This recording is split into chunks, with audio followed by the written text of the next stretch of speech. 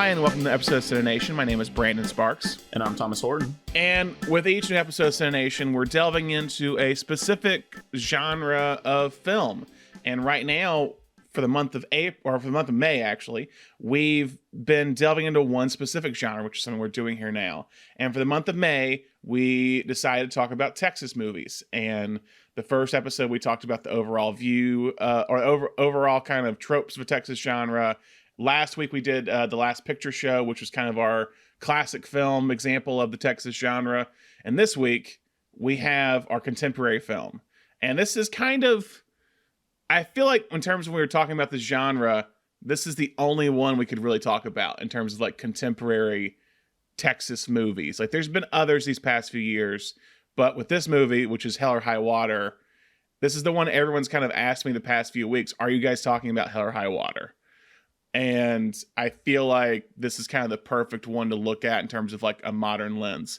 But first, real quick, we talked about the tropes of this genre, just to kind of give you guys a little context of this. Thomas, what, in terms of the Texas movie genre, what have been some of the tropes we've talked about? Definitely like a feeling of being stuck, whether it's in Texas or in your town or in your life. And on the other hand of that, there's like the feeling of being stuck, but then there's also on the more kind of positive way it's viewed as like a deep tie to the land, like pride in owning land, pride in the traditions, like your family and having your family ranch. And so it goes both ways, like, and sometimes people feel stuck on a ranch that they're proud of. That happens as well, and I think we'll see that a little bit in this movie. But yeah, kind of the vastness of Texas and the way it just kind of engulfs everyone within it, as well as lawmen and outlaws, and just the continuation of cowboys and bandits throughout time periods. Yeah, and oil, lots and lots of oil. Oil's a big thing. Yeah, in terms of like the family stuff, it's a lot about legacy, which was kind of, it was established early on in the genre with Red River and with Giant, which we talked about in the first episode of the month, of kind of this idea of like, what are you passing down to your kids, or what did your previous generation pass down to you? And I kind of forgot how important that was in this movie specifically. Like it was actually interesting in terms of what we talked about, going back and revisiting this specific movie and seeing actually how well it fits into the kind of the tropes we've established in the previous films, from Giant to even Last Picture Show and all that. So Thomas, real quick, give us an intro to Hell or High Water. So Hell or High Water is a neo-Western. I think everyone's in agreement upon that. It can be hard sometimes, like what is a Western and what makes a Western. There's a lot of debate about it, and there's a lot of argument about it, but I think everyone pretty much agrees that this is a Western. It's about cowboys, It's about bandits, but it's set in modern day, and it's about two brothers who are robbing different branches of the Texas Midlands Bank, and then two Texas Rangers who are trying to track them down. One being played by Jeff Bridges, who is like on the verge of retirement, and another one played by Gil Birmingham, who is like an old friend of his. They've been partners for a long time, and they've got this kind of back and forth friendly ripping on each other. And it's not revealed until later on into the film, so spoiler alert if you haven't seen the movie. But you come to find out that the brothers, one is an ex-con played by Ben Foster, who recently got out of prison for robbing banks. The younger brother is played by Chris Pine, and he has, from what you find, he has sunk all of his money and all of his mother's money into taking care of her while she was dying of a terminal illness. And now that she is dead, the bank is foreclosing on their family ranch. And so what you find out is that they are actually they're only robbing Texas Midlands, which is the bank that is foreclosing on them, in order to pay back the mortgage. Yeah, and it's such an ingenious plan of, let's rob the bank that it's we'll talk about this later too. It's kind of a revenge story as well. Yeah, and there's also throughout, Chris Pine kind of has this weird set of morals that's like, these are the lines that we're not going to cross, and that makes it okay. And that's the idea that like, this bank has been robbing us for years they gave us a predatory loan and they've been robbing us, so we're only going to rob them back and give the money right back to them. Yeah, it's we're using their own money to pay for what basically we're using the money they stole from us to pay for this land, and they don't even know it. Mm-hmm. But it's also throughout the movie you're not just hearing them talk about it, like everyone else is talking about, oh, like the bank stole from me all these years, the bank did this, or there's also this kind of recurring theme of like even with the waitress at the diner at one point, where it's like Chris Pine gives her a huge tip, and she's like, yeah, this is like half of my mortgage right here that I'm having to pay. Like financial stuff. We talked about this in the haunted house episode, but in this movie too, I kept noticing how financial stuff and finances and financial struggles was kind of a constant with everyone in this film.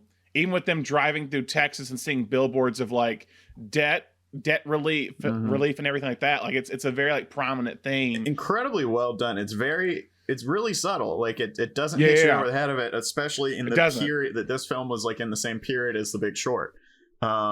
This is much more subtle, but saying a lot of the same things about this period in the 2010s of like predatory loans and foreclosures and a lot of just overall people being angry with the banks. And so we had a lot of movies. It's weird. You could do a whole genre thing. You've got everything from the Will Ferrell comedy, the other guys, to something like this, but it's really, really subtly done where it doesn't feel political throughout the movie. But no, it doesn't. But it's also something that ties into another trope we covered a little bit is in that kind of it's kind of like Texas justice and like the people's justice, and we saw that in we talked about it a little bit about in Last Picture Show, everybody hopping in the car with the sheriff to go catch Joe Bob. His name is the preacher's son. But we definitely saw it in Lone Star. We talked about it a little bit, but in Lone Star, you're following a sheriff who's trying to work within the law, but he's constantly coming up against people who are involved in something that's outside the law, but they know that it's right in their moral codes. It's right, and so it's okay to be outside the law, and so they keep the story quiet or they cover up for somebody, and you see that here as well. Like the Texas, if outlaws are on the right side, then or even if the enemy of my enemy is my friend, you start to see these citizens kind of cover for the bank robbers. When the Texas Rangers are questioning them. Yeah, you see a little bit of that, especially in the diner scene. But then also talking about Texas justice, then you have just the other side of it where it's like all these men chasing down the bank robbers with guns. But the thing is, it's actually brought up early on in the movie when Jeff Bridges is like, if you see any suspicious characters around, make sure you tell us. And the guy's just like, well, I'm gonna shoot him. And he goes, well, that'd be good for everybody but you. Like it's like, yeah. Well, one of the very first guys we see when they're robbing, I think the second bank, they say, "You got a gun on you, old man?" He says, "Hell yeah, it's Texas. What you think?" And then he chases after them when they leave and trying to shoot them. And that happens even to even the climax of the movie, where it's like, or not the climax of the movie, the climax of kind of Ben Foster's story is like he's being chased down not just by cops but by these just like rednecks who for some reason feel like they have a say in not capturing this dude but killing him. Yeah, and it's the having seen earlier these citizens like kind of be on their side.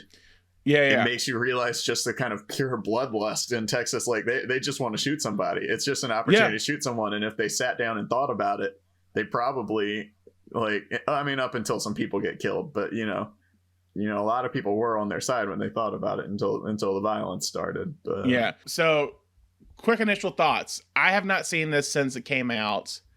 Had you rewatched it since it first came out in 2016? I saw it like twice, kind of back to back. Like I watched it and then I think immediately showed my parents, but had not revisited it since then. It's one of those movies that like stuck with me. Like I've told countless people to watch it since then, but I myself had not gone back and rewatched it since then. And so what were your thoughts about it in this rewatch? Like quick, positive, it's just negative. as good. There's been a couple of times since I've been recommending it for people that I've been like, ooh, is this as good as I remember it being? And it is. Everybody in it is great. I've been a big fan of Ben Foster since he was like a kid. And I was really happy. He kind of went away for a little bit, and I was happy to see him find this role. And then he followed it up like 2 years later with Leave No Trace, which was fantastic. Yeah, he's great. This was also the first movie where I was like, okay, Chris Pine. Like, I was not on the Chris Pine train until this movie. I feel like 2015, like 2014, 2015, 2016 was this period where you had like Jake Gyllenhaal doing like Nightcrawler, and you're starting to go like, oh, these like pretty boys we grew up with, they got some chops. And this one really impressed me with Chris Pine. Well, Chris Pine, and he also, when did he do Wet Hot American Summer? Because that was around this time when he's playing the rock star in the camp. Yeah, like I think that was summer of 2015. Yeah, I think he's great. I think he's great in that too. Yeah, I actually think this is better watching it this time. Like, I liked it when it first came out, but this time I really kind of saw the craft behind it all in terms of, you can get beyond, because it is a very driving plot. It's a lot like So it was written by Taylor Sheridan, who also wrote Sicario, and I think it's a lot like Sicario in that it is a gripping action movie. Yeah, but there's so much going on in the background. Sheridan has a great way of bringing in a lot of like socio-political issues, but never making it feel like you're breaking the action in any way. And Sicario's great at that. This movie's great at that. His directorial debut, Wind River, is fantastic at that. But so the first time you watch it, you're just like, hell yeah, this is a great bank robbing movie. And then you go back and you rewatch it and you're like, wow, these characters are all, and I mean, it's a pretty quick movie. It's not long. It is. It moves well. And you're never like spending too much time like with these characters, like talking about their feelings and stuff, but you get to know the main four characters really well. Yeah, and what I like about his scripts, and this is why I want to revisit Sicario, because I don't know if I've said this on this podcast. Don't hate me. Like, I wasn't as in love with Sicario as everyone else was. But because I think I had issues with the way it was structured. But when rewatching Hell or High Water and Wind River this time, I'm kind of just realizing Sheridan really likes messing with the structure of a movie. Like, it gets to a point where like everything's going the way like it kind of should feel like it's going. And then something kind of happens at one point where it's a little bit, he subverts the structure a little bit to where it's like, that's kind of new. Like in Wind River, there's a point where it goes to a flash. Well, I don't want to spoil Wind River on here because we're not talking about it. But there's a point where like it's in the middle of a scene and it just kind of, it flashes back to a previous time and you're unaware of it until a certain point. Yeah, it plays out incredibly well. It plays out incredibly well. And I'm like, oh, that's new. It's like in the middle of kind of close to the climax of the film. Yeah. And we just like jump back all of a sudden with no kind of it's the kind of thing that you would read in a script and you would be like, no, you absolutely cannot do this. But visually it works so well. And casting wise, they make a great casting choice to kind of play with your expectations in that sequence as well. It's awesome. And even in this movie, it's like it kind of I don't know if Sheridan with these two, with this and Wind River, and I don't know about Sicario, if they're kind of like 2-act movies, like 2-act structures in a way. Because I was watching that with Hell or High Water, and I realized like it kind of there wasn't really a low point at the end of Act 2 or whatever, when there kind of is. But like it's just a lot of Act 2, at least the latter half, feels like one continuous chase. And there's no big ups or downs. It's pretty much just they're being chased by the cops and the Texans, and they're trying to get away. And that's pretty much a solid 25 minutes of that film, it feels like. But yeah, I loved it even more. So quick history of this movie real quick before we dive into like favorite scenes. So this was Sheridan. I don't know if it was the first script he had written out of the ones that kind of came out of Sicario and all that, but it was written and he got on the Blacklist in 2012 with this script, originally called Comancheria, like because it's a specific it's called named after the initial like the region of West Texas and New Mexico that had been part of the Comanche tribe. And It was at the Blacklist. And can you give a brief rundown what the Blacklist is? Yeah, so the Blacklist is kind of a compilation every year. A bunch of the biggest producers and film development executives in Hollywood get together and kind of vote on the scripts that have been getting passed around but haven't been made yet. But it's the kind of scripts, and there's a lot of these scripts where like everyone in town has read this script, but it's just not right, maybe for their studio, just, you know, for their budget, whatever. It's just for some reason they haven't developed it themselves. And so every year they all kind of get together and put out a list of these scripts that are like, these are great, we can't make them, but someone should. It gives the writers and those scripts a little bit of traction, where someone's like, oh, I haven't heard this, maybe I should read this.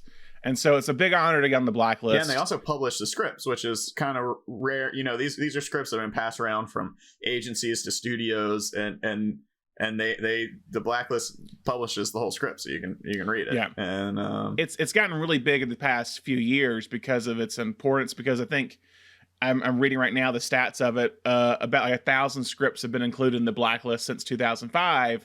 And nearly a third of those have been produced in the movie. So you have Hell or High Water, you have The Revenant, you have The King's Speech, you have American Hustle, you have Argo. All these kind of movies were in the Blacklist. Yeah, but there's also, you know, there's also a lot more people who that script doesn't get made, but then they get hired because of that script. I know Bo Burnham had a script on the Blacklist that got passed around for forever, and that movie kind of turned into Eighth Grade. But a lot of times it'll turn into that sort of thing, that you can get hired onto something else based off of your Blacklist script. So this was in 2012, and I wanted to. It's not saying this. The Blacklist isn't a best of list. It's more of a most liked list, and I want to put that into perspective here because I'm what the stats I'm going to give you real quick. So it was in 2012 when the film was on the Blacklist. And I want to give you a few of the movies that were also on the Blacklist that year and the mentions they got. So this is on the Blacklist. It had 19 mentions, which means 19 people liked it. The highest rated one had 65 mentions. The movie that it was Draft Day, which got made into a movie with Kevin Costner. And that was the most liked script out of that year. Some other movies, Arrival was that year. It had 35 mentions. Extremely Wicked, Shockingly Evil, and Vile, the Ted Bundy movie, had 31 mentions. Wow. 2012. I mean, that took it. It took 7 years. 7 years, basically. Yeah. Me and Earl and the Dying Girl, 29 mentions. The Judge, that became the Robert Downey Jr. movie, 20 mentions, so it had more than this movie. A movie that this tied with in terms of mentions, Whiplash, was that year with 19. Another one was Flower, the movie with Zoe Deutsch, was also with 19, that I think Max Winkler did. The ones that were below it with 18, Fault in Our Stars, Blockers with 13, Jojo Rabbit with 12, The Equalizer with 8, and Transcendence with 7. Wow, The Equalizer was a Blacklist script? Yeah, that's wild. Yeah, like a television adaptation. That's interesting. But it's crazy to me to think that Jojo Rabbit it also took 7 years to get made. Yeah, and then won Best Screenplay. So it's just been sitting around for years. There was one, again, it was interesting going back and looking at the movies that have been on the Blacklist and how long it took for them to get made. One of them, also in their Kevin Costner movie, was The Highwaymen, which I think was on the original Blacklist in like 2005 and didn't get made until last year. Yeah, and I mean, and sometimes it takes, another success like with Taika, doing Thor, just kind of opened the floodgates to people going, all right, we want to do whatever Taika wants to do. But with Sheridan, I'm sure that doing Sicario with a well-respected director, a well-respected DP opened up. Someone said, wow, that Sicario was good, what else can we do with this guy? So it weirdly, it got fast-tracked in 2015. At the time of when it was on the Blacklist, it was attached to Peter Berg's production company, who we've talked about in this podcast before with Friday Night Lights. And he was also the producer of Hell or High Water and a producer on Wind River. Mhm. So he was kind of like Taylor Sheridan's producing outlet. And they were trying to get it. And then 2015 it got fast tracked, maybe because of Sicario, because Jeff Bridges hops on, and then Chris Pine hops on, and Ben Foster hop on around the same exact time. And I think April of 2015, they start shooting in June of that year, and it's released next summer. Well, and with Berg kind of attaching himself to Sheridan, because Sheridan was an actor first, right? Yes, he was in Sons of Anarchy, was kind of his big claim to fame, I think. Yeah, so it's kind of, I'm sure Berg kind of saw a kindred spirit in that. It's a very similar story to Berg, kind of a tough guy actor becoming his own writer director. Exactly. But yeah, so Berg hops on, and then I think when Sicario hasn't been released yet, I don't think, when it starts getting fast tracked, but probably in Hollywood, the thing is that things are being talked about for so long, and people know what movies are going to do well kind of before they come out, and I feel like Sicario is probably getting enough buzz, especially with the talent it attracted, where they wanted to be on his next script, and then weirdly, Sicario didn't get much love in terms of script stuff. I think it was nominated for the Writers Guild's Best Original Screenplay, but Hell or High Water was kind of the breakout script for Taylor Sheridan, is what it was. Sicario is a good story, but it's not necessarily like you don't walk out of it going like, oh, that dialogue. That was a great script. Yeah, like it's very well written as storytelling goes, but it's not flashy dialogue like people like out of a script. Exactly. That's the brief history. We'll probably find out more in 10 years from now. We'll find out more about Hell or High Water in terms of an oral history. how it gets made. Jumping into favorite scenes. What were some scenes that really stuck out to you in this movie? I love the earlier heists. He does a really good job at making all the bank robberies distinct, and they're all the earlier ones are kind of fun. They all feel very like Texas. The very first one is the first two are like pretty quirky. There's some humor in it about the way that like people the weathered people of Texas would react to getting robbed. And I really like so Amber Midthunder is in the third robbery they do, and a young actress named Amber Midthunder, who went on to be in the FX show Legion. She's very good, but that's when you start to kind of see the dark side of it, especially because like Ben Foster goes off on his own without Chris Pine, and you can tell that he's a little bit too into it, and he's a loose cannon, he's a ticking time bomb, whatever cliche you want to call him. And that's the first one when you really see like how they come back and show this. It's a young girl who's the teller at the bank, and they come back and show Jeff Bridges interviewing her later, and you can see just how traumatized she is by the incident. And that's when you really start kind of going like, oh yeah, there are some consequences here. Like, people are being scarred by this. And that's kind of when it starts to get a little darker, and you start to see the darker side of Ben Foster's character.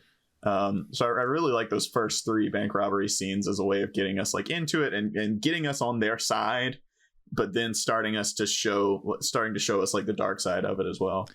That's the big thing too. It does a really good job of buying, like being on their side with these bank robberies, because of the kind of like the opening scene when she's like, "Are you guys new to this?" When like they don't know how to rob the bank the first time, and then you have the old man with the gun in the second one. It's very like you said, it's kind of quirky in a way. Yeah, and Chris Pine's like very gentle. He like takes the gun and like places it on the counter. Yeah, Pine. And talk about scenes, because like Pine feels out. Not Pine as an actor, but Pine's character, Toby, feels very much out of his element when they're doing the bank robberies. At first, these first two bank robberies, and one of my favorite scenes that you don't really see how kind of volatile Toby could be. And it comes out at the gas station when that's like one of my favorite scenes, when Ben Foster's at the car. He's just kind of like being Ben Foster in this specific performance, or this specific scene, where he's just sitting in the car, and these kind of just like young kids come up in a fast car blaring music, and they're like, "Yo, man, what are you looking at?" And you can't even tell if he's like he's got his sunglasses on. He looks like he's asleep, looking at them, or if he's asleep. And he doesn't say anything, and the guy just like for some reason doesn't like it, so he pulls out a gun. And Chris Pine which is nothing this movie does really well at, and this is kind of the cinematography and the directing, where they play a lot of stuff in wide shots, but you have a lot of things happening in the background. So you're gonna see stuff happening that hasn't fully happened. Like it's not drawing your attention to it, but it's gonna be becoming important. And Pine comes out of the convenience store and disappears when this guy brings out the gun, and then just comes in and starts wailing on this dude. And then goes to beat up the dude who didn't do anything in the car. He deserved it. And he's just like, fine. And then just like, and that's when Tanner, Ben Foster's character, is like, oh, you got some fighting you finally. Like, you're finally showing up. Yeah, and I think that's a great moment to show you how intensely loyal to his family he is. Yeah. And that scene is great. If you have any doubt in your mind, you're like, why is this guy, like, he seems like a pretty clean-cut dude. Why is he robbing a banks? And you're like, oh, when it comes to his family, he's going to do whatever he needs to do. Yeah, and also, too, Ben Foster's character, it's what related to me more. I went to, like, high school with that dude. Like, there was a guy I went to high school with who I was like, damn, this could have been him. He's much better now. But, like, just the way Ben Foster interacts with people reminds me so much of one of my best friends from high school. He's got that like the hair. It's almost like Guy Fieri hair. It's like spiked back, and those awful sunglasses. He's kind of bloated, but it's like there's a scene when he goes up to the casino, when they're at the casino, and he goes up to the lady at the front desk and be like, oh, we're looking for a room. Do you have a reservation? And he goes, oh, I'm sorry, man. He just like goes to this whole character. He like double takes. He like kind of turns away and then like comes back and does it over again. Yeah. And I was just like, dude, that's my best friend from high school. He would totally do that probably today. And where it's like Ben Foster, like Tanner's his character, where it's like when it comes to women, he's like constantly flirting in a way to them. Like he's a very charismatic character. And you can see why, even though he seems crazy, why people can kind of like fall for him in a way. Why his brother would go, like, why Toby would go to him like, hey, I need help. And it's like, okay, let's do it. Weirdly, his character reminds me a little bit, not really in like their personas, but a little bit of Jeremy Renner in The Town. Like some reason, it's a similar role where he's kind of the second guy to the main kind of like A-list star, but he's this loyal guy who will do whatever this friend or brother asks him to do.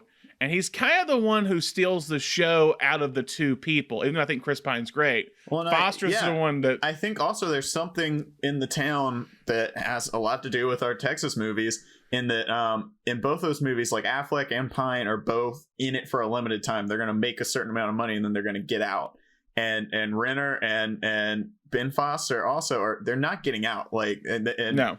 Jeff Bridges says this later on, like, if he hadn't... You're well into spoiler territory now. Like, if he hadn't been killed, he would have ended up back in jail because he just liked robbing. Like, he was never going to go straight, and he knows that. And so he's just doing what he can to help his brother out before he either goes back to jail or gets killed in the process. And that kind of ties into what we're talking about, like getting out of Texas, getting out of poverty, getting out of crime. Pine has a clear plan to get out, and he is determined to do it. Not out of Texas, but out of poverty and out of a life of crime. And Foster doesn't. Foster knows that he's in it. He's never going anywhere. And that's kind of the moment at the end when they rob the final bank, and they separate. And Pine's kind of like, where are you going? He just doesn't tell him. He's just like, I'm gone. Like, it doesn't matter where I'm going.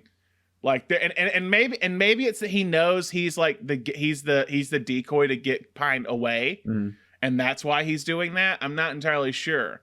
But he's like, he's drawing the... That was the only goal he had left in life, was to get that money for his brother, and that was it. And it's such a great moment because he tells Toby that he loves him, but he looks away. He can't look him face to face and tell his brother he loves him. But you know he does, because he like literally did this with probably didn't ask any questions and just said, you want to rob some banks to help your family? Let's do it. Like, because and Pine kind of says this early on, or at some point in the movie, it's like I was raised poor, my parents were raised poor, my sons aren't going to be raised poor. Like, and that's kind of the whole thing, is that he's doing it for his kids, and Foster's his character who doesn't have that connection. He realizes that Chris Pine and his kids are kind of the only connection or their only chance at a family legacy in some way. And I don't know if they know they've discovered oil on the farm while they're doing this or what, because basically the whole thing is that once he gets the land back to his kids, they're able to like drill for oil on the land they own. And now like it's the beginning of Giant, basically, where all the family is going to be rich now because of this. And then he turns around. The genius part at the end is he turns around and lets the bank that he robbed from handle the oil money. Yeah. And so they even say, like, even if he had, when it comes down to it and Bridges is trying to arrest him and the cops are like, he's not a suspect, and the bank would never like testify against him because he's making him more money now than he would have robbed from him anyway. Yeah, they said he robbed $40,000 from the bank and he's making the bank $50,000 a month. They're just like, they're not going to do that. Like, they literally make their money back in 1 month and the rest is just profit. Why would they do that? Other quick scenes. I said the gas station scene's one, the first few bank robberies. I really love the ending scene between Bridges and Pine. That's incredible. Yeah. This is a movie where it doesn't really, there's not really a true ending, if that makes sense. Like the conflict between Bridges and Pine is not resolved by the end of the movie. I wonder, like, and this is maybe a story question, like, does Bridges go to Pine's apartment the next day and one of them kills the other? I don't know, because like it's a very like, if you want to come see me and we'll finish this conversation we're having, because Bridges is basically coming to Pine saying, I know what you did, I'm not gonna let you off, and he's already retired, but he's like, I'm basically gonna die trying to put you in jail because of what you did. Because it's this kind of law enforcement mentality, is that he's like, I can't fully retire until I know this case is solved and you're punished for it. He said your brother was the one who shot all those people, but you're the one who put your brother on that path. It was your idea, and I know it. You're the mastermind of this plan, I think is what he says. Like, you're the one who did this. And Pine does a great job. He doesn't have a lot of dialogue in that scene. It's mostly just Bridges being Jeff Bridges with his full-on Texas accent, trying to basically get him to say, yeah, you're right, that was me. But like, there's tension in that scene. Like, if his kids don't show up at that moment, there's a shootout, is what it feels like to me. Yeah, and I got one more scene I want to shout out, and if we can clip it. Well, okay, we'll do a clip. The waitress at the steak restaurant is just so accurate. There's a diner in my hometown that everybody eats. There's like 3 restaurants in my hometown, and there's a diner at my hometown. There's one waitress. She's worked there. She's been the only waitress there my entire life. And she has this thing, when you come in, they have printed menus for lunch, but they do not have printed menus. That waitress, I got you. Yeah. They do not have printed menus for breakfast. And they say, when you walk into this diner in my hometown, when you walk in, she says, what do you want for breakfast? And if you say, can I see a menu? She says, breakfast has been the same way since the dawn of time, and it'll always be the same way. If you want anything sweet, we got pancakes, we got waffles, we got French toast. If you want anything savory, we've got bacon, we've got sausage, we've got liver pudding. If you want some starch, we've got grits, we've got hash browns, and we can cook an egg any way you like it. What do you want? And and so there's this scene in Hell or High Water where they go into the steak place, and I've been to driving back and forth across Texas, and Oklahoma is the same way. I've been to these restaurants where it's like, you don't get to pick a cut of steak. We got one cut of steak. We're gonna cook it the way we want to. What do you want on your baked potato? That's it. And so I love this scene. She just says, what don't you want? And they're like, what? And she's like, you either don't want green beans or you don't want corn, but you're getting a steak and you're getting a baked potato. And they're just like, oh, okay. It's funny. It's like a funny little local color moment, but then it turns into a deeper conversation that Jeff Bridges and Gil Birmingham have about like why these towns are dying off. And like Jeff Bridges bemoans that there's a hardware store across the way that's going out of business, and Gil Birmingham says, yeah, they charge double the price of Home Depot. Like, why would you go there?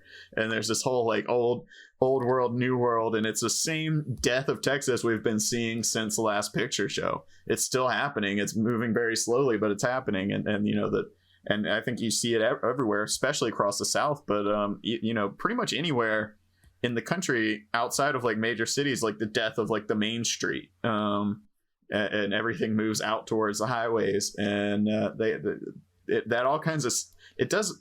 Like I said, Sheridan does a really good job at like hiding the themes and the like political commentaries and stuff in his movies, but it all comes out of just that like really well done joke about a steak restaurant.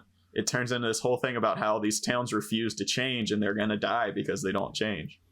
Which part of the clip should we show is the thing? Because those are two different clips. I just want a little clip of that waitress. She's incredible. The waitress. She's so good. I also really love the diner scene that Chris Pine has with Katie Mixon. I love Katie Mixon.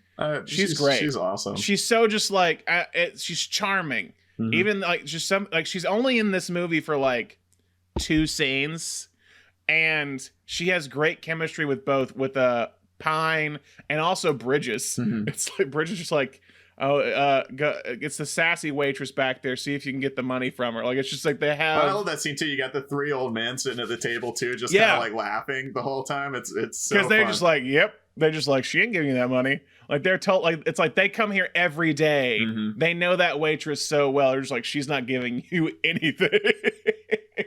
But yeah, it's like it's just some great moments in there where it's like you're finding out like, and also just seeing kind of like she has like kids and has a mortgage and she's waiting at tables every day at this place, and Chris Pine leaves her $200, and that $200 is like a godsend to her that she would never have gotten elsewhere.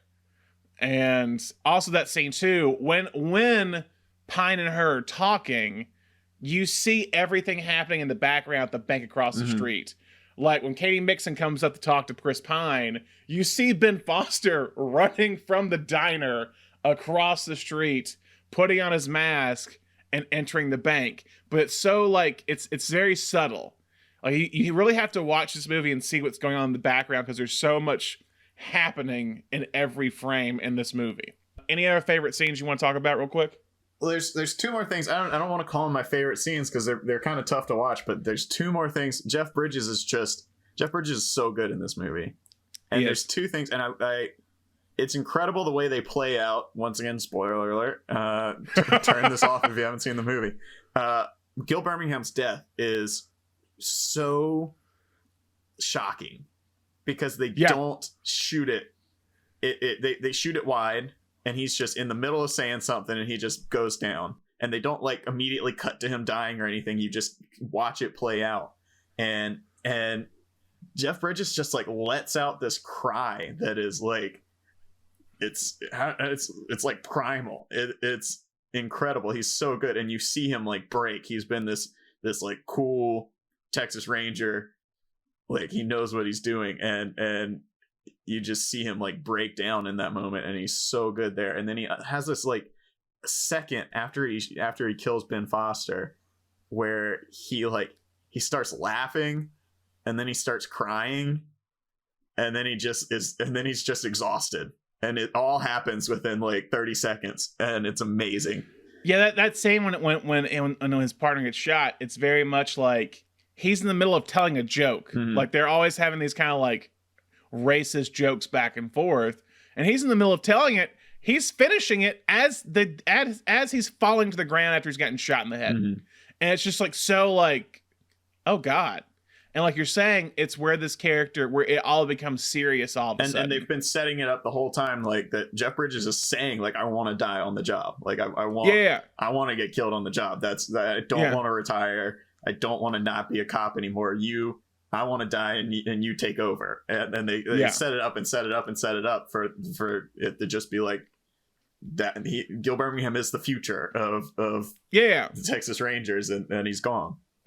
And Bridges is also kind of just like too, like, I don't have a family.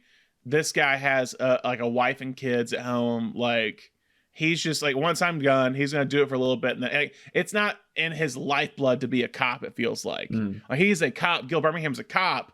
But like it's in like Bridges' blood. It's kind of this idea of this like old cowboy who's refusing to die. It wrote down. It reminded me a little bit also of Old Man the Gun, where like Redford can't do anything else but rob banks. And I feel like Bridges is the same way, but it's the opposite. Is that he can't do anything but fight crime basically and like uphold the law. That's the only thing he can do, and he will do it till his dying day. That's why after he's retired, he's just like, I will not continue knowing that this guy is making tons of money and he robbed these small banks in Texas or whatever. Like he can't deal with that, and he can't sleep at night because of it. Did you have one more scene? Because you said that you had two scenes. So it was just those two moments with Bridges. I think I've always loved Jeff Bridges, obviously from Last Picture Show to this, but he's incredible in this. So moving on to on-set life, not much, because again, we'll find out more about the oral history in 10 years or whatever about Hell or High Water. But the one thing I did find that was interesting, a couple things. Chris Pine had to shoot all of his scenes in 2.5 weeks because of his schedule for Star Trek Beyond. Wow. And they shot, apparently they shot it all in sequence, and they shot quick too, because they wanted to keep that intensity of his character like building to the very end. Mm-hmm. So they shot all of his stuff in order. I do love, it's just a visual thing. He and Ben Foster are so dirty in this movie. Like they're just always like dusty. And that's why you just love seeing him just like clean in the last. And he's still got like paint all over his shirt or whatever, but his like face is clean and his hair has been like shampooed in that last sequence. And you're like, oh, he did it. He made it. He did. There's two things I actually just remember. There's one more scene I want to bring up too. It's his scene with his son when they're sitting like in the backyard, and he's saying like, you're going to hear a lot of things about me. And he's like, don't worry, I won't believe them. He goes, no. You believe them because they're all true. Mm. It's like it's a subversion of like, it subverts what that conversation usually goes like. You're gonna hear a lot of things about me, but just know I was a good person. Those aren't true. He's just like, no. They're all true. I'm gonna ask you this: where was this film shot? Oh man, was it not Texas? New Mexico. It was all New Mexico. I'm telling you, man, huge film industry in New Mexico, and it's getting bigger. Apparently, Texas at that point had removed tax incentives for productions, so they shot the entire film in New Mexico. Onward to what worked about this movie? Even though we've talked about a lot of stuff, one thing we haven't touched on at all that probably the aspect of this film I interact with the most on a regular basis is Nick Cave's score for this movie. Yeah, love it. Fantastic score. Love. I think the music's Cave, great. Love I think Nick Cave as a film composer. Love him as a musician. Yeah, it's old school Western. It's not like Morricone. Like it's not like good, bad, and ugly, but it gives you those like old Wild West vibes. Yeah, but with the modern style to it. It very much so. I agree with that. Another thing it does too really well. Again, we're talking about the connection to land in this movie, which we haven't really touched upon, but it's very apparent in the film of like when there's shots of like them just looking at the land after they've robbed the first two banks and they're talking about it. And then even the ending shot, which kind of like solidifies that theme of when Jeff Bridges is leaving, you just see like massive amounts of land that this family now owns. And there's like at least 6 oil drilling places or oil wells in on the land where like nothing is going on. Yeah, and then it comes it comes all the way down. The camera comes all the way down to just like a patch of grass, and you're like, "This is patch of grass. This is what it's about. This is what it's all about."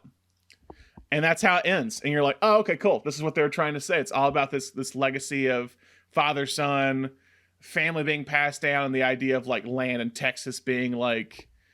Still like a little bit of that old west of like Manifest Destiny going out and getting a patch of grass and building it. Yeah. Like John Wayne does. Has that awesome little speech about like this was my people's land.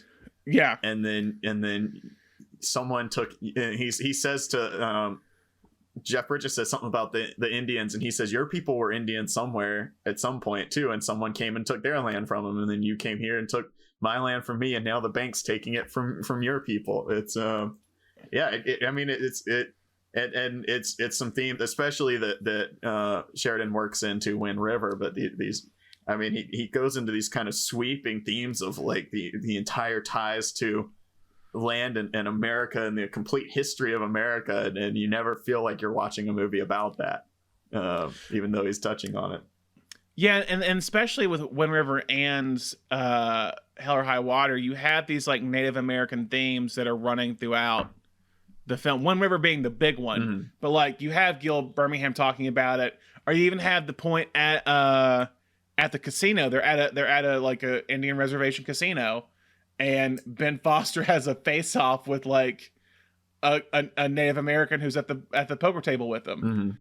Let's see what else do we want to say that worked. Yeah, I mean, all the cast is great. Like I think from down to the people with like one scene, the cast works here. Yeah, and I mean we touched on it, but the pacing is awesome. It's there's several scenes of just people kind of sitting and waxing rhetoric about what it means to be a Texan, but it never feels that way. It's it feels so snappy. Did anything not work? I mean, I don't want to say this is a perfect movie, but like nothing sticks out to me. Same. Off the top of my head that I'm like, oh, that's not good. Like it's great. It's all really good. Yeah, I don't really.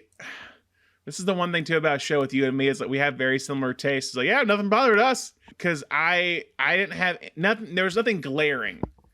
It's like I'm giving this like a 4.5 out of 5 on Letterboxd for those who follow us on Letterboxd, just because like it's like it's not. I guess it's not perfect because it doesn't fully. There's something about that 4.5 to 5 range where like it doesn't fully grab me emotionally, if that makes sense. Mm-hmm. Like it doesn't fully. It's not going to sit with you for years. Days and days the way and days. that Last Picture Show does. Exactly. It's like there's something about like it doesn't hit the full on emotional core. I don't know that it's designed to. You know, it's not. It's not. It's not trying to be. But I think you and I both picked this one for this series because this is probably the best modern film to capture that all of what we've been talking about a Texas movie is. And I think this is for both of us, and for a lot of people, I think this sticks out as like the best modern film to modernize all of those themes that we've been talking about and pay homage to the Westerns that came before it while being its own thing. And I think we both really respect it for doing all of that. Yeah, it truly is like it is a neo-Western. It is a very modern film. It's a film that there are people, when I remember when it coming out, of people that I know who don't know Westerns who were able to say, oh, this is what a Western. Yeah, you could set this in the Wild West and make a couple script changes and it would completely work. Yeah. It's there's two brothers who are on the it's Jesse James. It's these people who own the land, and the railroads coming in to take their lands.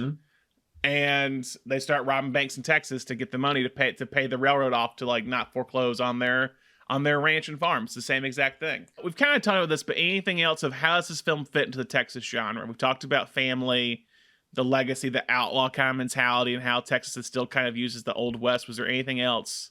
Yeah, and just you know the ties to the land in both a good and a bad way. You know, loyalty to your land, but also, you know, with Ben Foster's character, kind of like hopelessness and aimlessness, and a lot of the people we see. A lot of the kind of local color. I think that's why a lot of people, these kind of side characters we see, end up like liking these guys because they're all kind of stuck in these little towns that are being sucked dry by the banks, and that all feeds into that just kind of like trapped in the vastness of Texas that we've been talking about.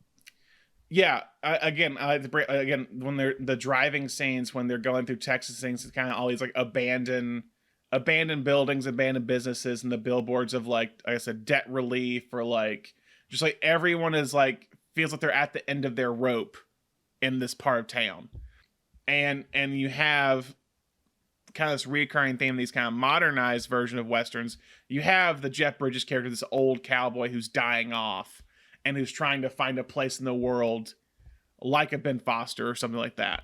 So yeah. Alternate universe cast. Can't find anything on who was supposed to be the characters of these three people, but I do have one thing. Peter Berg was initially going to direct this movie. There was rumors that they bought it for Film 44 for Berg to direct, and then Berg didn't direct it. So that's the only piece of information I have. I'm not sure how this would have been. I don't know that Berg would have let, just knowing what we know about his style, I don't know that he would have let everything play out like you and I both like the way it just kind of the camera sits and lets things play out in camera. I don't think he would have gone that way, and I think that's a major part of this movie. Yeah, I don't know if he had, because this has kind of a old classic style to it with those wide shots they play, and I do like Berg's style. Almost feels too modern for this film with the shaky cam that he usually does. I don't know of a film that comes to me that he shot like a traditional quote unquote cinematography way. Not saying traditional is the right way, but I'm just saying that it works here. It works here. And I don't know what that would have been like with Berg in the mix. But he did produce it. He did help bring it to the screen. And he did the same thing with Wind River. So I said Berg really has kind of had a, he doesn't have a Richard Linklater stamp on this genre, but for a guy who's not from Texas, you kind of see him, even in terms of like TV, where it's like he has Friday Night Lights TV show. He's the producer of The Leftovers for the first season when they're in Austin, correct? Season 2. Season 2 is in Austin. Is he in season 2? Yeah. Okay, never mind. He's not the producer of that. I think he just did season 1. Yeah, I think he still has a credit around for season 2, but he didn't direct. He directed some of season 1 and didn't direct any of season 2. But still, so with this one, he still kind of has like a little bit of a stamp in the Texas genre, more as a producer than a director. Other interesting info on Hell or High Water. Real quick. Taylor Sheridan drew much of his inspiration from the Lonesome Dove miniseries and the original novel written by Larry McMurtry. Talking about people with a stamp on the Texas film industry. Larry McMurtry keeps coming up. First 2 robberies in the film, they were shot there, but they take place in Archer City and Olney, Texas. And Archer City is important, and Olney is important because Archer City is where they shot Last Picture Show. And technically, the town name in Texasville is Archer City. It's where Larry McMurtry is from as well. Yeah. So and Jeff Bridges' first movie and all that stuff. This is a weird little fact. It was the second movie of 2016 that starred Ben Foster and Chris Pine. Can you guess the other film that came out in 2016 that starred Ben Foster and Chris Pine? No idea. What was that? The Finest Hours. Oh yeah, that Disney movie where they're I didn't know Ben Foster was in that. Ben Foster. It's Chris Pine, Casey Affleck, Ben Foster. So yeah, that came out in January 2016, and I think this came out in like June of 2016, if I'm not mistaken, because it was one of those films where Hell or High Water got a lot of Oscar buzz, but weirdly didn't come out during Oscar season. It came out in the summer. Came out in August is what it was. Only made $38 million on a $12 million budget. So it was one that, like, by the time Oscar season came out, it was already out of theaters. But it somehow was able to pull in 4 Oscar nominations for Best Picture, Best Supporting Actor for Jeff Bridges, Best Original Screenplay for Taylor Sheridan, Best Film Editing as well. I didn't realize that. That's all the info I have. Any story questions?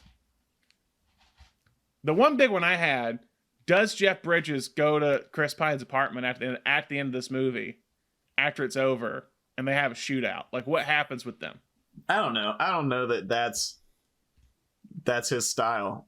I think he likes to seem threatening and he wants to like strike fear into Chris Pine's heart, but I don't know that he's like frontier justice kind of person. But do you think he goes back to see Pine? I think he does. I think he's still living with the fact that this his partner was killed indirectly because of Chris Pine.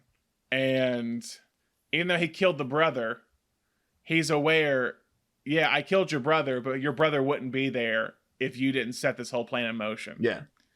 So it definitely feels like, because I think Pine is like, if you want to make peace, you can come find me. We'll make peace with what it feels like. I don't know. It feels like he went after him. Any other questions you have about this movie? story wise? I want to know if that lawyer has ever been involved in like anything like this. He seems pretty cool about it. He's like, yeah, you guys are robbing the bank to pay the bank back. That's awesome. But like, is he like a Better Call Saul? Like, is he the lawyer people go to for crime stuff, or I don't know. Or is this the first time he's been involved in this kind of thing? I don't know. I love that guy. I love that little scene. But yeah, Kevin Rankin is that character or that actor name. He was also, I was like, I've seen this guy before. He's in Friday Night Lights, the TV show. Oh. Just so you know. He was also in Undeclared, apparently, for 4 episodes. 4 episodes, okay. He's also in Dallas Buyers Club, so he's also kind of popping up. He was also in Breaking Bad. Oh wow! Oh yeah, he was like a nerd in Undeclared. Wow, yeah, completely forgot. Did not recognize that guy. That's all my story questions. So, awards: the Beatrice Straight Award, actor or actress with limited scenes, but kills it. All right, who do you give it to? Is Gil Birmingham in too many scenes to give it to? I think he might be. Okay, then I give it to Katie Mixon. That's who I would say too. I feel like Katie Mixon. You forget she's only in like 2 or 3 scenes in this film, but she stands out in this movie.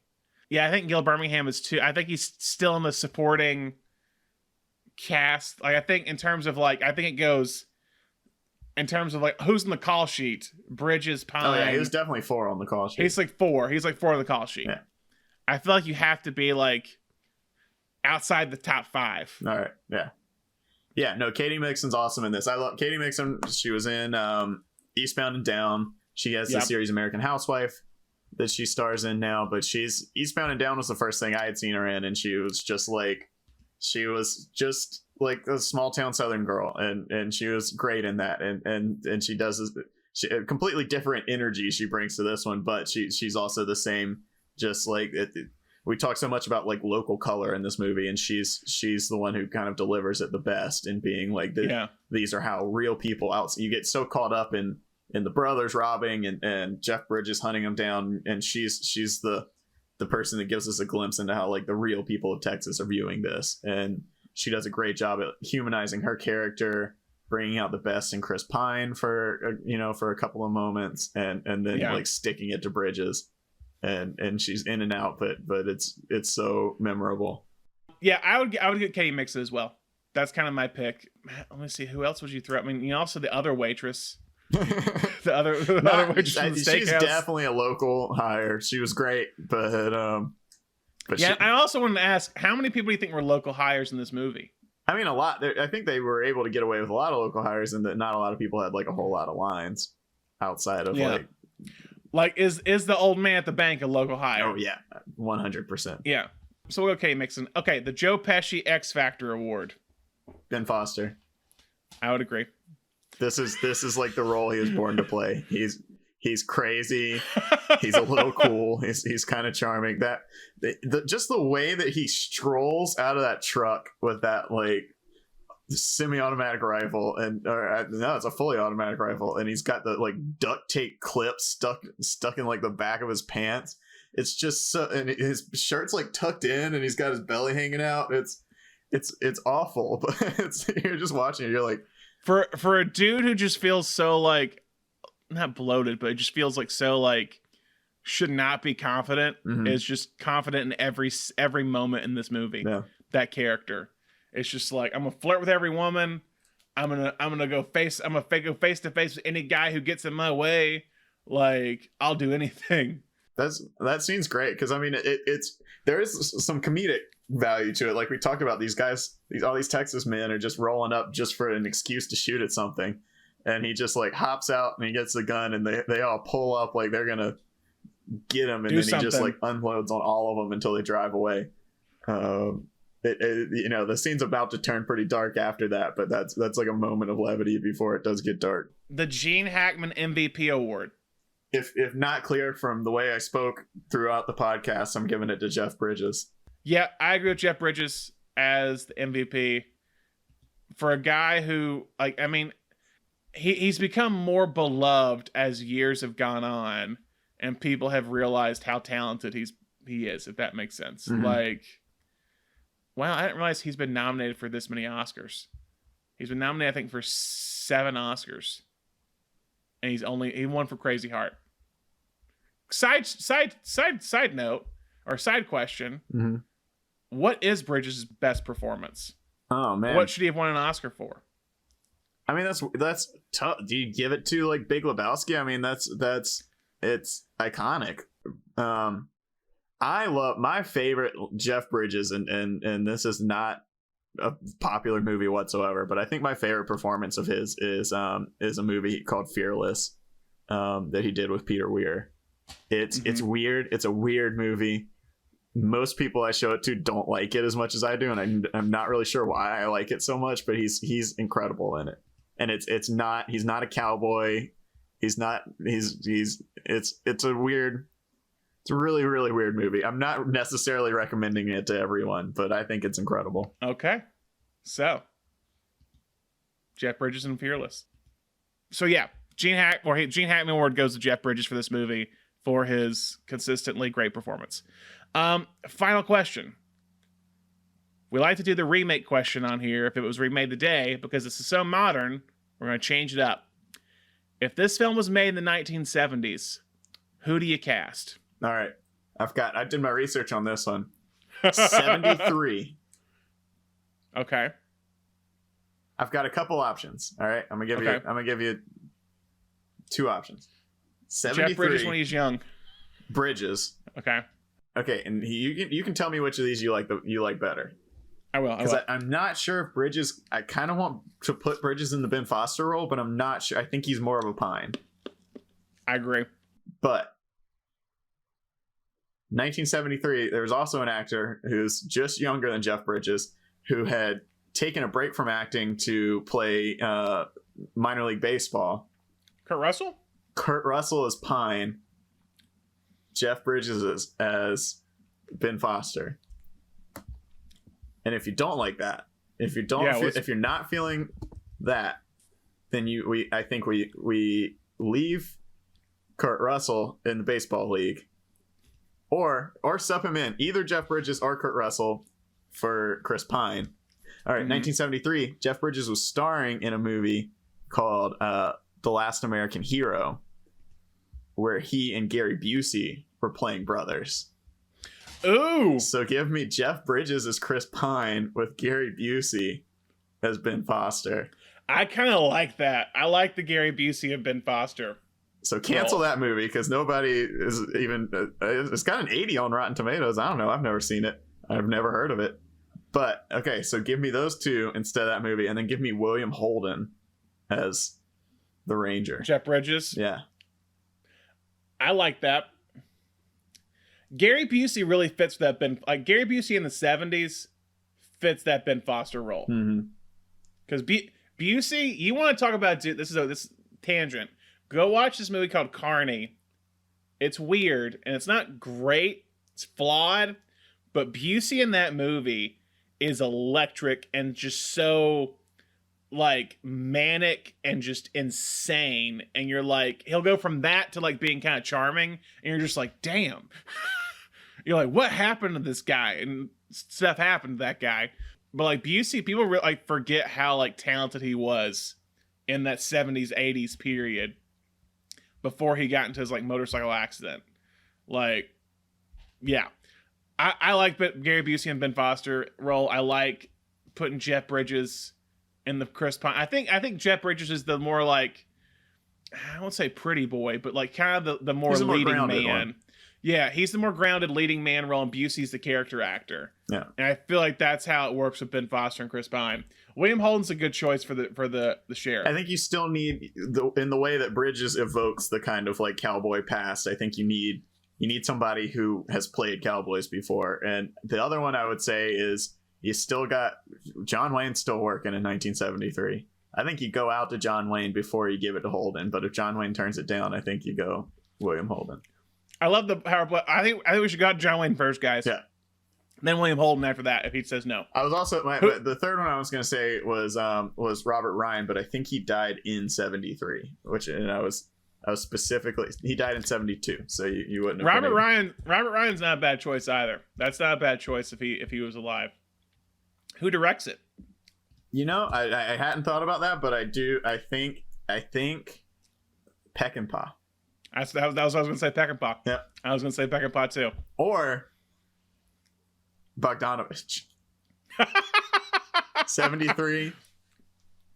No, I don't want to like get rid of Paper Moon in this like alternate universe we've just built for he makes it in 74. He makes us in 74. All right.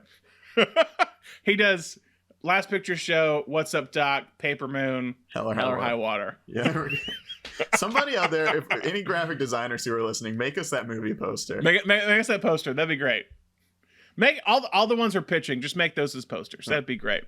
Get to have a Bull Durham with Mary Elizabeth Winstead, Bradley Cooper, and Wyatt Russell. Wow, I really like this idea now. Yeah, I want to Instagram with our alternative movies we just made.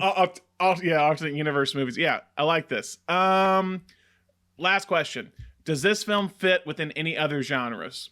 Yeah, I mean, I think it's definitely a heist movie. Like, it doesn't focus as much on it as some other heist movies do, but it has some of the fun aspects of the heist movie for sure. A revenge movie as well. Mm-hmm. I would say revenge movie, heist movie. Kind of cat and mouse, like The Fugitive or something like that. One of those like cat and mouse cop outlaw. It's definitely this kind of crime film where, because there's different kind of genre, like not genres, but structures of crime films. And you have your crime films like this and say Catch Me If You Can. Well, I was going to say, when you said that Peter Berg thought about directing this, I was like, well, then we would have just had Heat set in Texas. But you have the person being pursued and the pursuer. You have the cop who's chasing the criminal, and you're trying to play that, like, make them both important and complex characters. And you're kind of getting enough time with both them, like a Tom Hanks and DiCaprio in Catch Me If You Can, like De Niro and Pacino in Heat. And I think this one doesn't go fully into Bridges like those films do with those actors, but I think that the core of the movie is about the brother relationship between Pine and Foster. But there is still there's a chase going on, and this is who's chasing them, and you gotta see both sides of it. And Gil Birmingham kind of gets forgotten because he's not Jeff Bridges, but it is still this like two guys chasing these other two guys is what it is.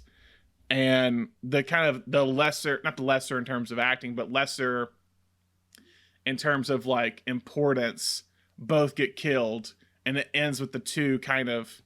Yeah, but I'm honestly just thinking of this as you're saying it out loud, but you do kind of have the like, there's the parallelism throughout of like Gil Birmingham and Chris Pine being like the more level-headed ones with families and something to live for and like goals. Yeah. And Jeff Bridges is definitely closer to like Ben Foster's character. He's hot-headed, very much so. He's rude, he's crude, and he's got no plans. Like this is all he's worried about. And so it does kind of there's a weird kind of asymmetry that Chris Pine loses Ben Foster while Bridges lose, and the movie is setting you up throughout to think that Bridges is going to be the one to go and Birmingham will be the one left standing. But now that you talk about it, I'm like, oh yeah, they are kind of paired off in a way, and then the opposite ones die in each pairing.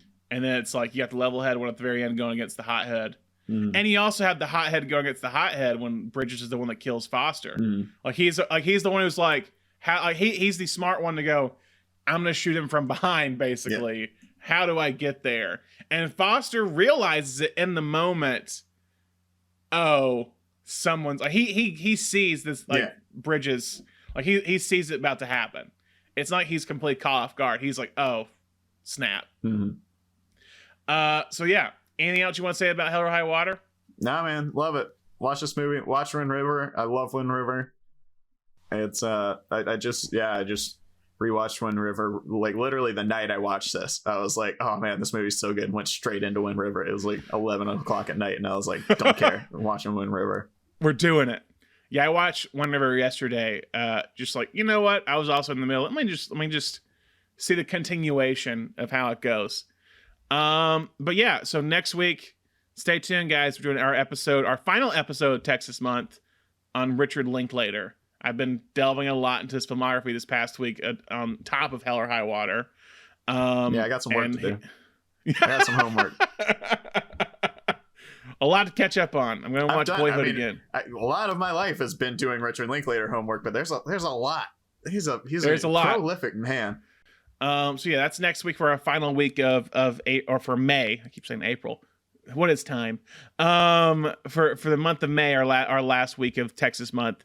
And then we'll have a new genre for the month of June. So yeah, make sure you follow us on Facebook, Twitter, Instagram. Make sure you subscribe to the podcast on Apple Podcasts and Spotify. Give us a rating, give us a review. Follow us on Medium and see kind of the articles we're putting out. We're trying to do some Texas themed stuff right now. We've had a few things, and we'll hopefully have a few more articles for the end of the month. So yeah, Thomas, as always, thank you for coming on. Anytime, dude. And talking Taylor Sheridan and Hell or High Water and all of this neo-Western. And guys, thank you so much for listening. We hope you listen to more episodes soon. Bye.